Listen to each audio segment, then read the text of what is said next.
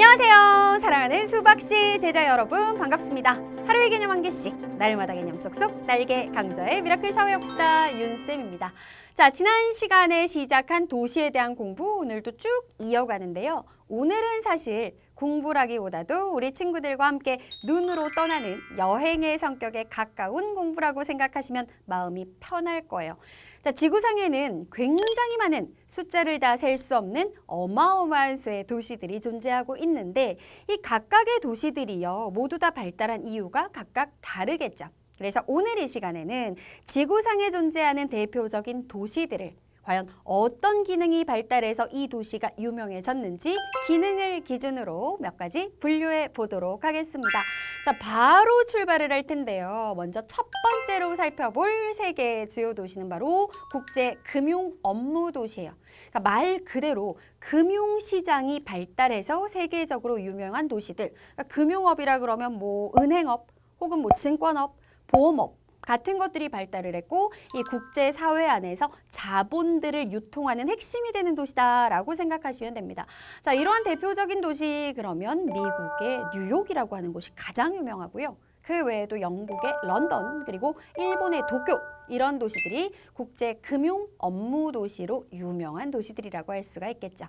자, 두 번째 주요 기능을 가지고 있는 도시의 분류는요. 바로 산업 물류 도시인데요. 이 산업 물류 도시라고 분류되는 대표적인 도시들은요.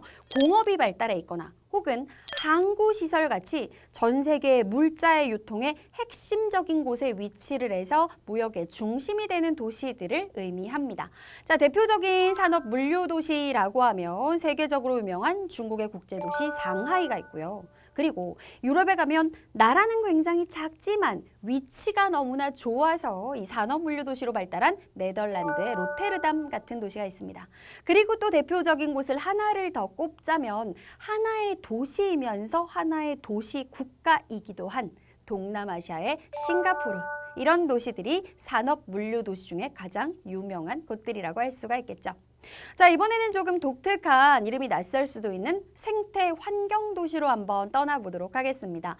보통 우리가 도시 그러면 환경이 굉장히 오염되어 있고 뭐 복잡하고 그리고 친환경과는 거리가 먼 이런 느낌들을 떠올릴 수 있는데요. 이 생태 환경 도시들은 굉장히 생태 환경, 쉽게 말해서 자연 환경이 잘 보존되어 있고 인간과 자연이 함께 공존할 수 있도록 건설된 도시, 이런 도시를 생태 환경 도시라고 얘기합니다.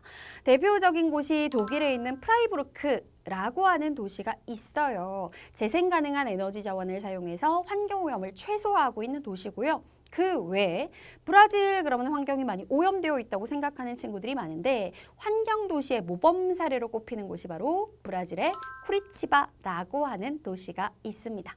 자, 그 외에도요. 역사, 문화, 유적들이 많이 남아있어서 유명한 역사, 문화 도시들도 있지요. 가장 대표적인 게 우리도 배웠던 뭐 그리스 역사 배웠고 그리고 로마 역사 배웠었잖아요. 이탈리아에 가면 있는 로마라고 하는 도시 그리고 그리스에 있는 아테네라고 하는 도시가 역사, 문화 도시로 유명하고요. 뭐 중국도 곳곳이 문화 유적이 남아있긴 하지만 진시 황제의 궁과 여러 가지 흔적이 남아있는 중국의 시안 이라고 하는 도시가 대표적인 역사 문화 도시라고 할 수가 있겠습니다. 자, 이런 도시들 말고도요. 기타 개성 있는 기능을 가지고 유명해진 도시들이 있어요. 그런 도시들에는 어떤 도시들이 있는지 한숨 돌리고 계속해서 공부 이어가 보도록 할게요.